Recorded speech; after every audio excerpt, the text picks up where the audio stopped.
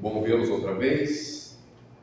Vamos para mais um estudo sistêmico da palavra, porque em realidade o propósito fundamental das nossas reuniões é aprender o que Deus tem como plano, tem como projeto, tem como orientação, tem como diretriz e assim sucessivamente.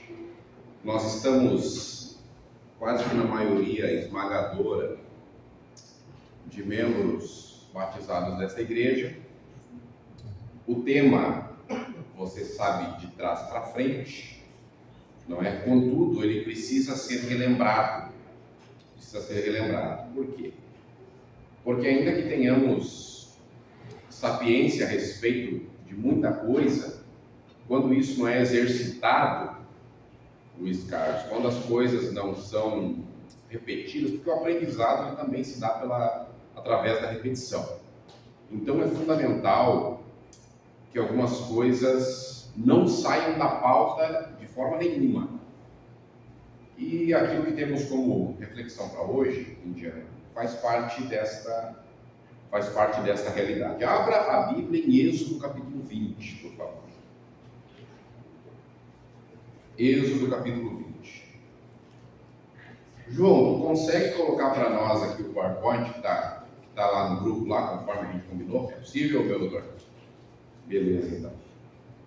Você sabe que você veio hoje a uma igreja adventista do sétimo dia. E deixa eu te traduzir o que significa o nome adventista do sétimo dia. Adventista porque nós acreditamos no segundo advento de Jesus Cristo.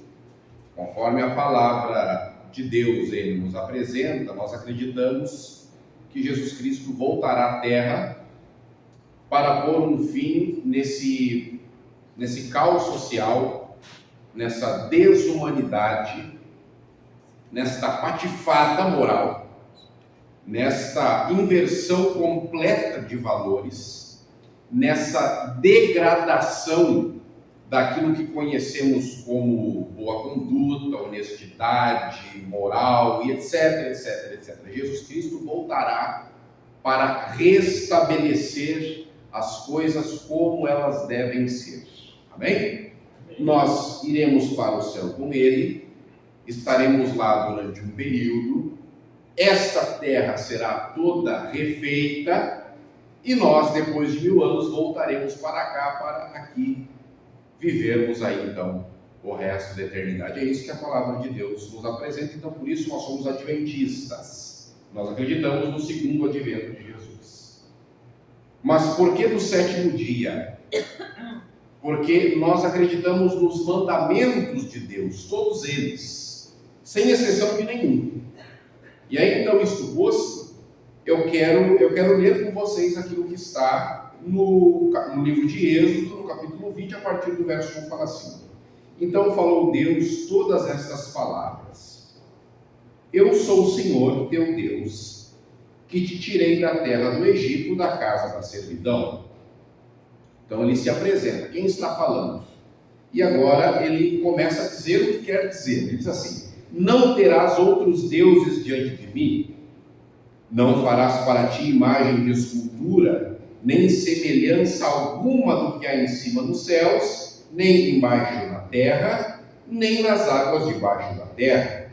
Não as adorarás, nem lhes dará culto, porque eu sou o Senhor, o teu Deus, Deus zeloso, que visito a iniquidade dos pais nos filhos até a terceira e quarta geração daqueles que me aborrecem.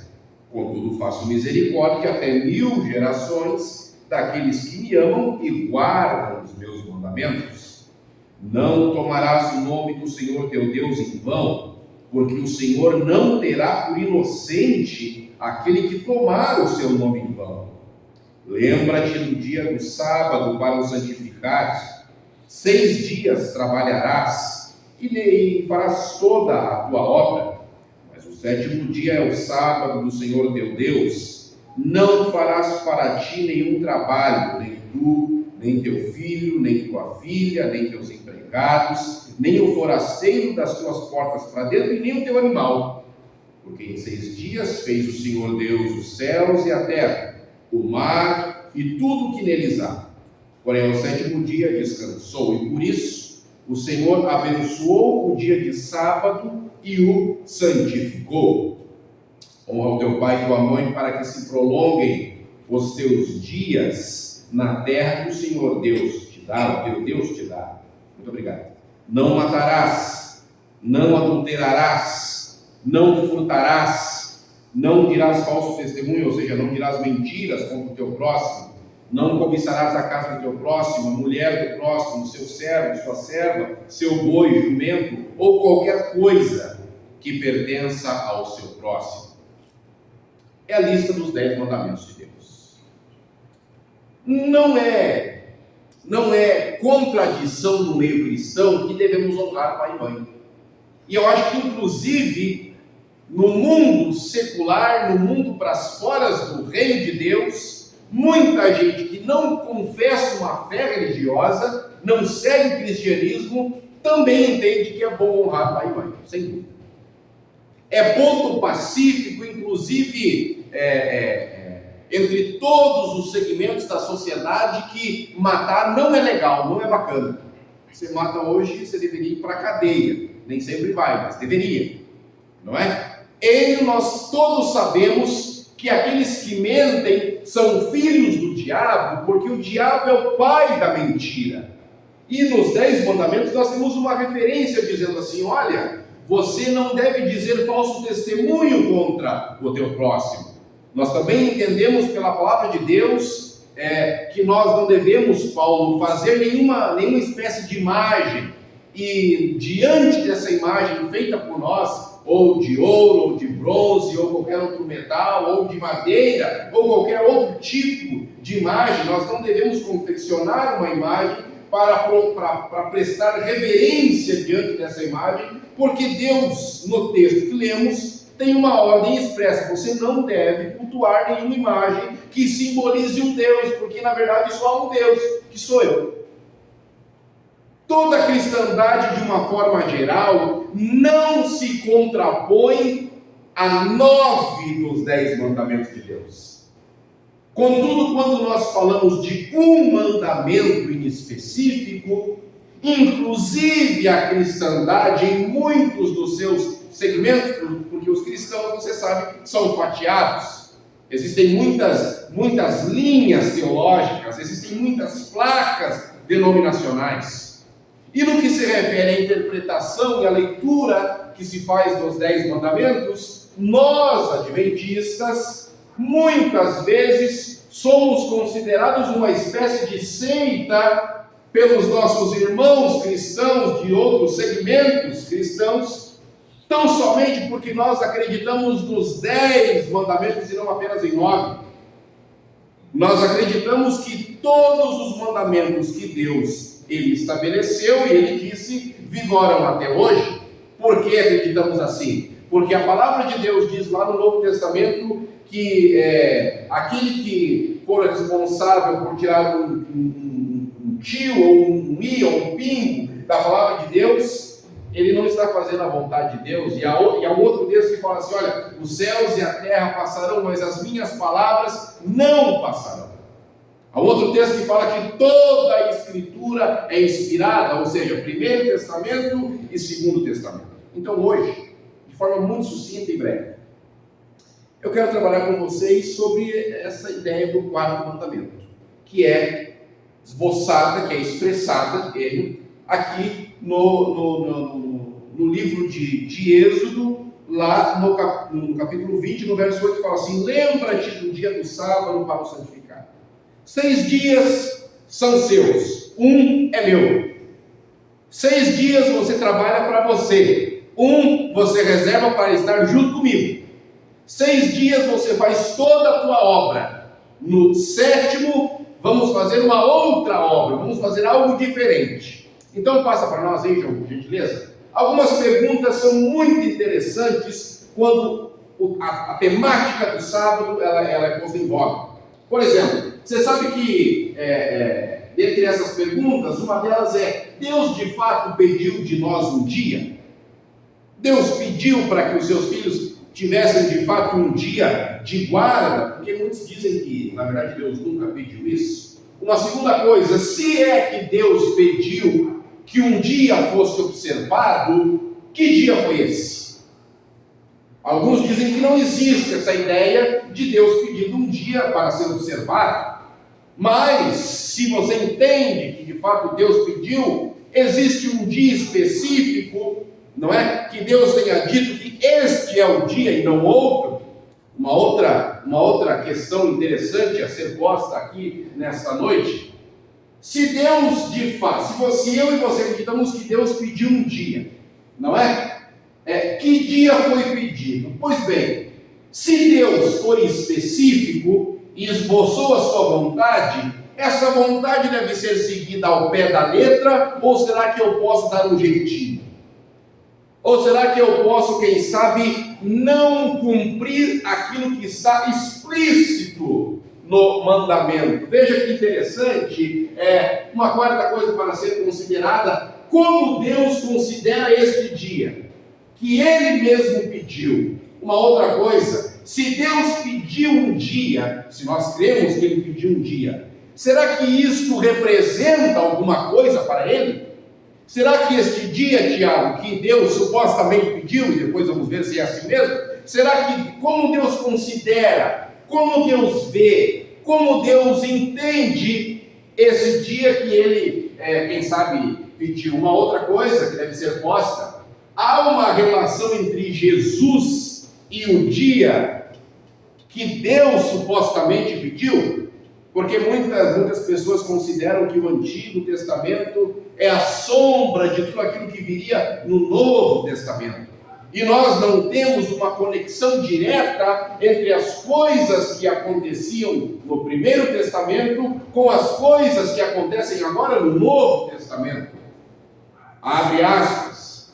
Não usam essa ideia no que se refere ao dízimo, fecha aspas. Então, veja que interessante como Jesus se comportou nesse dia. O que Jesus disse a respeito desse dia. Uma outra coisa, o texto que nós vemos fala que devemos fazer nossa obra em 6 dias e descansar no 7º, porque aconteceu assim também com Deus. Deus fez todas as coisas e depois descansou. Ora, por acaso Deus fica cansado, sim ou não? Acaso Deus fica cansado? Então, por que nós temos que fazer alguma coisa que nos remete a Deus ao descanso de Deus, se Deus de fato não se cansa? Não é interessante isso? Não é interessante essa ponderação? Uma outra coisa: os seres humanos têm autorização para trocar, alterar ou mudar qualquer coisa que esteja clara neste livro? Sim ou não? Você acha que nós, seres humanos, podemos alterar uma ordem direta de Deus? Podemos, sim ou não? É claro que não. Pois então, veja, aí uma décima pergunta no que se refere ao futuro, como esse dia ele aparece? No que se refere à eternidade, no que se refere ao que temos para frente de nós, e não história, o que temos como futuro, este dia, esse suposto dia, este pedido de Deus continuará valendo? O dia continuará sendo o mesmo? As coisas continuarão postas? Ou será que coisas serão diferentes e haverá mudanças? O que você acha? Passa para nós?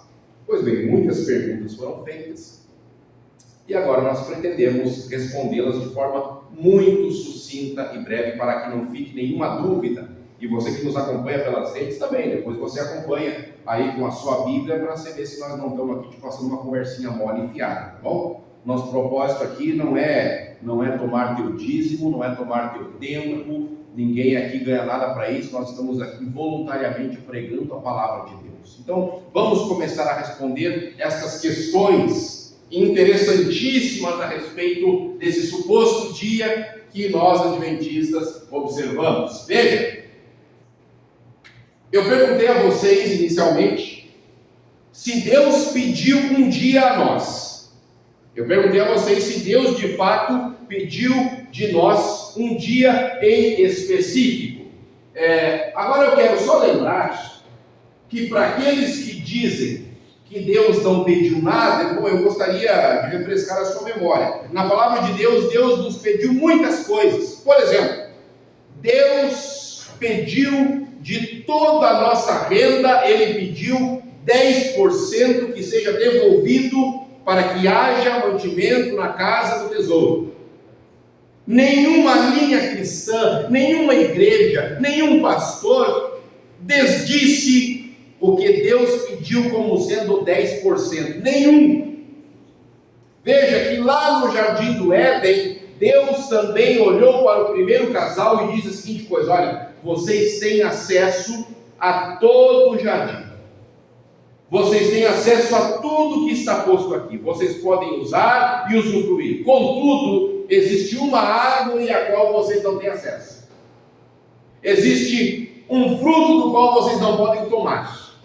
Existe algo que vocês não têm a permissão de tocar.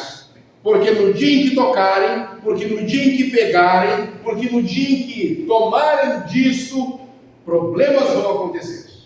Então perceba, Deus pediu para que o primeiro casal não tivesse acesso a uma árvore, não tivesse acesso a um fruto.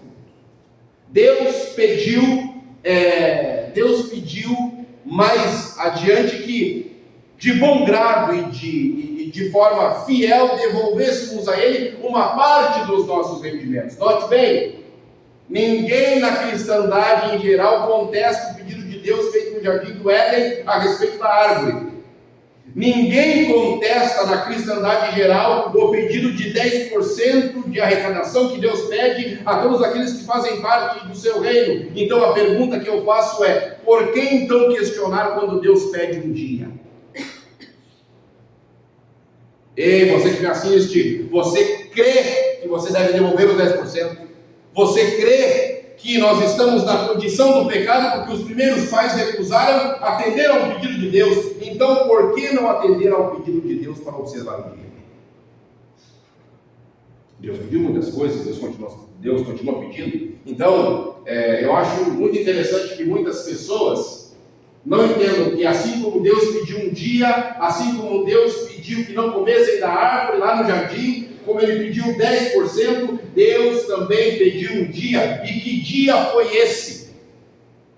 Que dia foi esse? Não foi a segunda-feira, não foi a terça, não foi a quarta, não foi nenhum outro, foi o 7º dia, foi o sábado. Isso é mais claro na Bíblia como a luz do sol. Agora, muitas pessoas não querem atender nenhum pedido de Deus. Muitas pessoas não querem seguir nenhum mandamento de Deus. E perceba, a sociedade não quer mais não roubar. Inclusive dos nossos governantes, nós temos exemplos horrorosos, horríveis, horrendos, de pessoas que roubam e depois saem um pouco de cena e depois voltam ao poder, mesmo tendo sido encontradas com malas de dinheiro. É isso que acontece. Os seres humanos, eles não querem de forma alguma obedecer às exigências de Deus. Nós não queremos obedecer a nenhum mandamento de Deus. Agora você imagina separar apenas um dia para Ele. Difícil, não?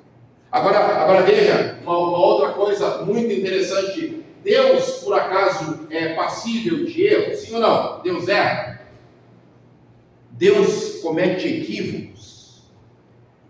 Deus se engana? Será que Deus pode fazer alguma coisa e depois pensar outra vez e dizer: nossa, foi uma atitude idiota? Porque às vezes a gente vai fazer tipo construir, né, uma construção. Né? Por exemplo, hoje a gente pensa essa igreja aqui, por exemplo, e muitas coisas a gente pensa que poderiam ser diferentes, sim ou não? A gente poderia, quem sabe, ter essa plataforma mais para trás, nós poderíamos ter o som ali embaixo ao invés de lá em cima, sabe? Nós poderíamos ter um pouco mais larga, sei lá, poderíamos ter um pouco mais alto e fazer uma galeria, sabe? A gente pensa em inúmeras coisas depois que uma obra está pronta, sim ou não? Quando a gente é construído, tá? Todo mundo construiu, a Maria está em obra, sim ou não? Está fazendo o máximo para fazer apenas uma vez, para depois eu ter que refazer, porque vai gastar de novo, vai dar trabalho. Mas sabe que Deus, Ele não se engana. Deus ele não começa uma obra, olha para trás e depois, nossa, eu cometi um equívoco. Não, na Bíblia Deus faz todas as coisas e lá é dito que viu Deus que era bom. Então Deus não se enganou ao pedir um dia. Deus foi muito específico dizendo qual dia ele pediu. E veja, não foi a segunda-feira, como disse. Não foi a sexta, a quarta, a quinta ou a terça. E muito menos o domingo. Ele pediu um dia, foi específico, ele não erra, ele pediu o sábado. Olha que interessante, Deus santificou esse dia, conforme Gênesis 2, 1 ao 3. Este dia, o sábado, em Ezequiel 20:12, representa um sinal entre Deus e o seu povo.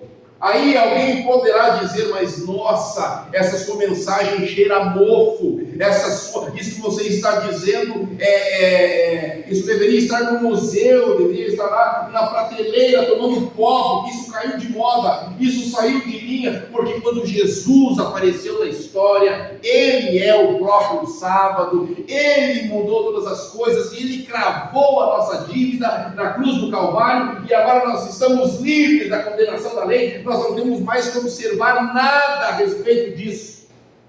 Aí chega Jesus Cristo. E o que ele diz? O que ele diz era, lá em Mateus 12:8, ele diz, eu sou o Senhor do sábado.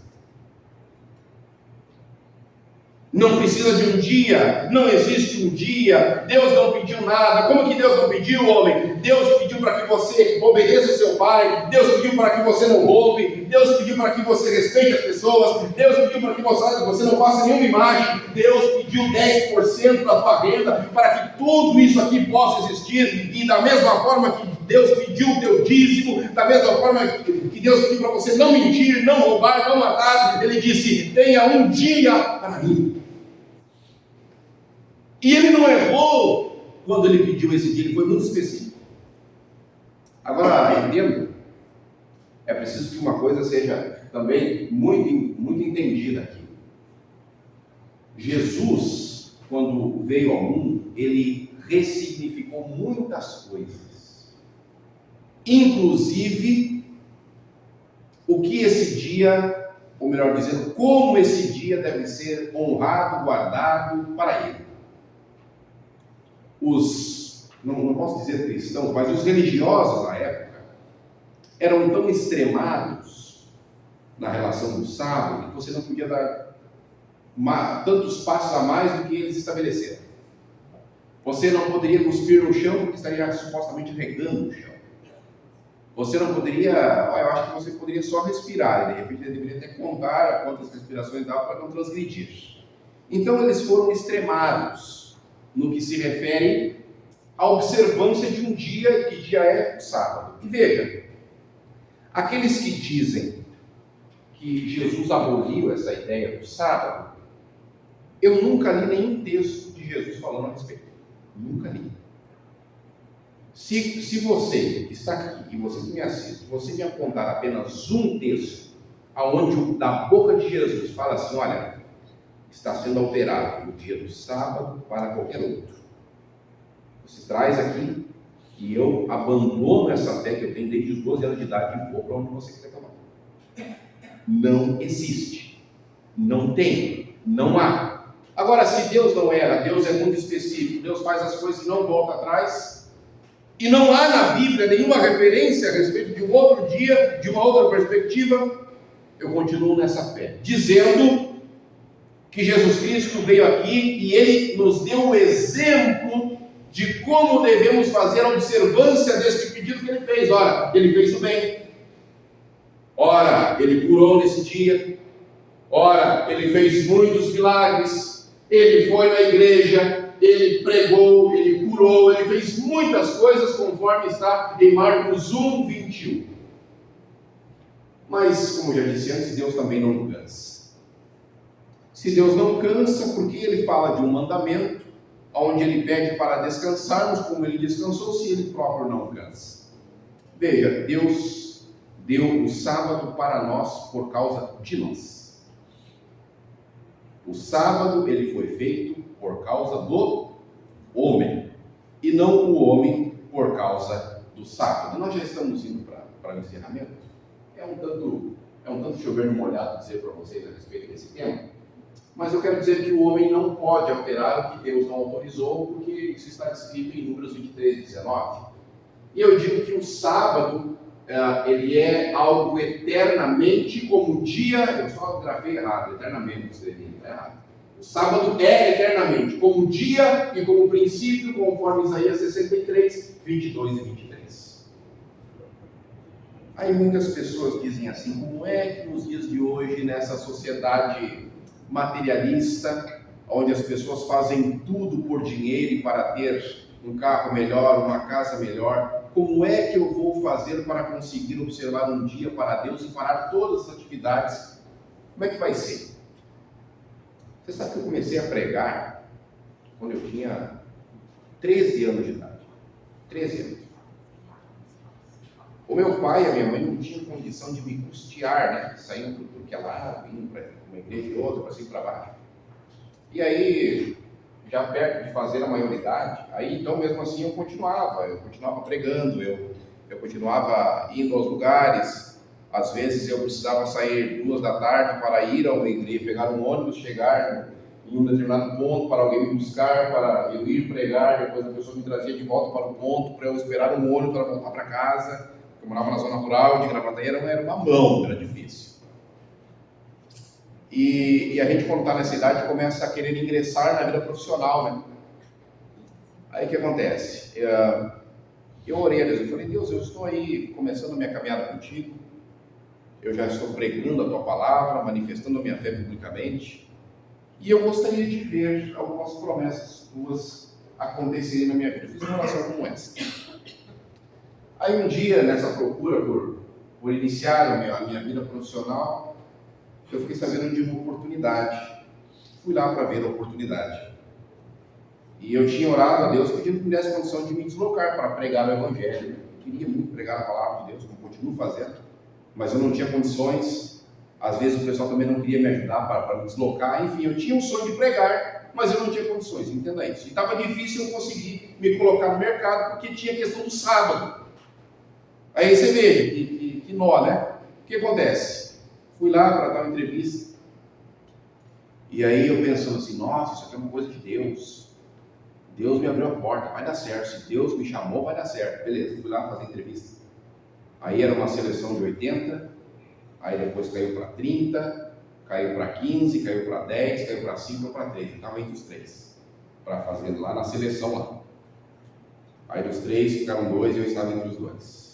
Na última entrevista, a banca de entrevistadores é para vender o cartão Hipercard.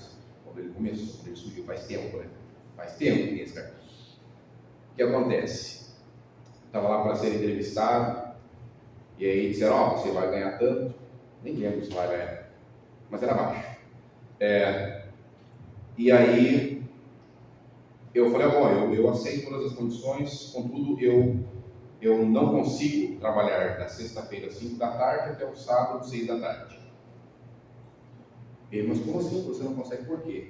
É que é o seguinte, eu sigo a palavra de Deus, a Bíblia e tal, e a Bíblia me orienta a guardar o sábado, e a gente entende que o sábado começa na sexta e termina no pôr do sol de sábado. E eu pensando que aquela oportunidade era uma grande oportunidade de Deus para a minha vida. Porque eu sonhava em comprar um carro para ir pregar o Evangelho. Eu pensei, nossa, Deus me abriu a porta, vai acontecer. E aí o elemento chegou para mim, os entrevistadores, 2 mulheres e um homem. Eu falei, mas aí você não vai poder assumir então a vaga que já é sua. Você vai ganhar a vaga. Se você, quem sabe você pede uma carta então para o seu pastor, você é liberado, você vem aqui e começa a trabalhar com a gente. Não, mas não é uma questão de carta, não é uma questão de liberação, é uma questão da minha fé. Aí eles me disseram assim, e eu já comecei, enquanto eu falava com eles, eu pensava, eu não sei mais se essa oportunidade é dom de Deus, essa é do diabo. Eu já não sei mais se essa oportunidade é dom de Deus, é do diabo. Porque o diabo às vezes pega, sim ou não? O que acontece? Eles disseram assim, bom, então faz assim, você deixa de lado um pouco essa sua crença, para você ganhar esse salário, você começa já na segunda-feira, semana que vem. Semana que vem você começa. Isso era uma quinta-feira. O emprego é seu, a vaga é sua.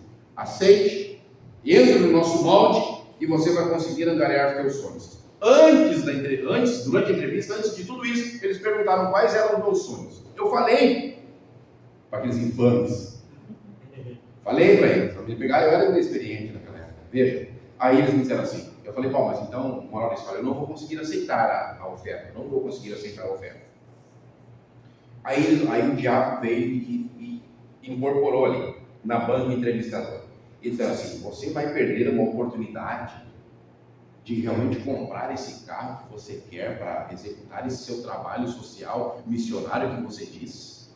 Você está com a vaga, você foi selecionado entre 80, você nos fez perder tempo, não é?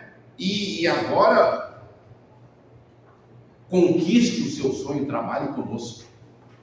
Venha para a nossa equipe e você vai conseguir comprar o teu automóvel para você pregar a respeito da tua fé, da tua religião. Você só precisa ser mais flexível. Aí eu falei, veja, eu tinha 17 para 18. Eu falei, veja, se eu não tenho ainda o emprego concretizado, a vaga ainda não é minha, logo eu não perdi nada. Eu não perco nada porque eu não tenho nada. Eu ainda não tenho nada, não recebi nada, não ganhei nada, não tenho nenhum contrato. Até aqui eu não perco nada, mas vocês estão perdendo a oportunidade de ter um profissional como nenhum outro, que não renega os seus princípios e que vai trabalhar para levantar o cartão, a marca e a empresa de vocês. Eu quero com toda a deferência, com todo o respeito, recusar a oferta. Ele disse, tá bom, faz como você achar melhor. E fui embora. 7 dias depois, uma semana depois, eu estou em uma igreja pregando, domingo à noite. Ao final do culto, eu saio para cumprimentar as pessoas na porta. Eu nem gosto muito, eu gosto de pregar e ir embora. Mas fui à porta cumprimentar a todos. No final, quando todos foram embora, chega um casal do meu lado e fala assim, gostamos de você. Temos uma empresa e queremos que você venha trabalhar conosco. Era para vender construções, era uma construtora. Aceitei a oferta e 30 dias depois, no primeiro mês de salário, eu consegui ganhar 4 vezes mais entre salário e comissão do que aquilo que eles me ofertaram naquele dia que eu recusei para vender o Hipercard.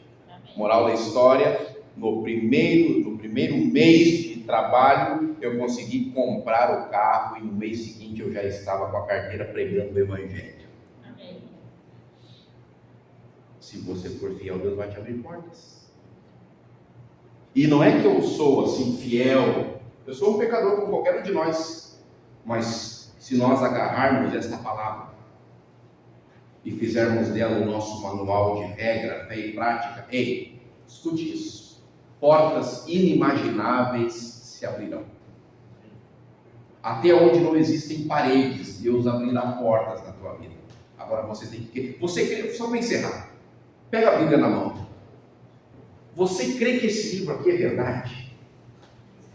Você acredita mesmo no que Deus diz, no que Deus pede, nas orientações? Você acredita, Jones, que o que Deus pede, as orientações que Deus dá, são a verdade? Então é o seguinte, nós não temos que nos apequenar. Nós não temos que achar que nós somos o substrato da sociedade. Nós não estamos aqui postos para ser chacota, menosprezadas por causa da nossa fé, por causa da nossa religião, porque nós separamos um dia para Deus, porque a gente não come um monte de coisa, a gente não faz um monte de coisa. Você é retrógrado, ultrapassado, vocês são museu, vocês pedem amor. Se você e eu, nós acreditarmos em Deus e abrirmos a palavra dele e fizermos assim, porque Deus fala que nós devemos tomá-lo pela sua palavra. Então eu te desafio, você abrir, quando chegar em casa hoje, pense em uma demanda que você tem na sua vida, na sua história, em alguém que você quer ver convertido, em uma porta que você quer que se abra. Você vai abrir essa palavra e você vai dizer assim, Deus, pega uma promessa qualquer. Lá tem uma que eu gosto de citar muito aqui, pedir e dar-se-vos-á. E tem uma outra que fala assim, olha, quando 2 concordarem acerca de um assunto aqui na terra, o Pai concede. Então faz assim, chama teu marido, chama tua esposa, chama teu filho, chama tua filha, se ajoelha na beira da cama, um de cada lado, e fala assim, Deus está aqui, ó. Nós estamos cumprindo a tua palavra. Nós estamos fazendo exatamente o que o Senhor disse que é para fazer. Pois então, se o Senhor falou e nós estamos fazendo, tem que acontecer. Não tenha medo de orar com Deus. Nós não estamos emparedando Deus. Nós não estamos metendo a faca no bucho, no estômago, no coração de Deus. Não, nós estamos dizendo, nós estamos orando, e a palavra diz que muito pode em seus efeitos a oração do justo. Então nós vamos ajoelhar diante de Deus, vamos orar e vamos dizer: nós queremos ver essa porta aberta, nós precisamos que os teus sonhos se realizem na nossa vida, nós queremos ser sal da terra e luz do mundo, nós não estamos aqui para ser chacota e piada. E você se prepare, tá? Alguma coisa vai acontecer. Amém. Alguma coisa vai acontecer. Amém? Amém. Conte para Deus teus sonhos. Vamos cumprir as exigências que Ele faz. E se prepare, sabe por quê? Porque você já ouviu aquela frase assim: de foguete não tem ré? Já ouviram isso? Assim vai ser na sua vida. Vai ser assim. Nós não vamos pedir emprestado, nós vamos emprestar. Porque a palavra de Deus diz que aqueles que forem fiéis e se desviarem de profanar o meu santo dia, eu te farei cavalgar sobre os altos da terra. Ora, você já viu que Deus pensou em uma luz fosca para não brilhar em lugar nenhum? Não, Deus quer que você brilhe. Deus quer que você seja referência. Deus quer que você seja abençoado. Deus quer que nós tenhamos o brilho da luz dele refletindo ao nosso redor. Amém? Creia que milagres vão acontecer. Fechou. Tem música? Tem?